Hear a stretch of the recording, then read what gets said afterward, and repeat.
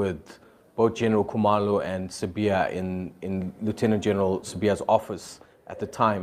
Where and what do those cases pertain to? Because you say they relate to a place where you're from.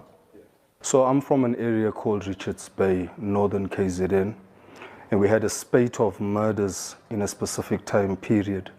And the murders were aimed at business people through the business forums, and it was linked as well to some of the killings that the PKTT eventually started investigating. And when General Khumalo saw me at the ad hoc committee in Parliament, I'm sure it sent shockwaves down his spine. Hence, he tried to discredit me before I could actually unpackage the evidence that we have pertaining to some of the killings under his watch with the PKTT.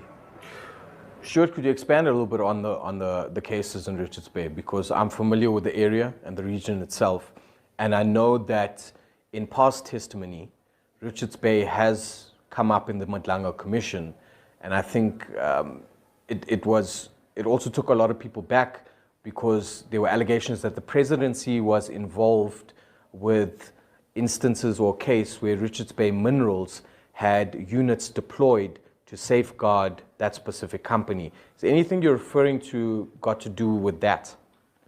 So the testimony from Nhlanhla Mkhwanazi was trying to portray that the killings were taking place within the mine itself, which is not true. The majority of the killings in Richards Bay were happening within the town, and no arrests were being made by local SAPS police officers, to a point where I think that police station is sitting with about 150 cold cases, if I'm not mistaken. We had no other alternate but to engage with national SAPS to get task teams to come in and assist us. And that's where our paths crossed, particularly with Dumisani Khumalo, the PKTT, with Nhlanhla Mkhwanazi that was making the complaint about, and the national task teams that had come in to assist the community. Because a series of the murders were families. There was a triple murder where a family was executed.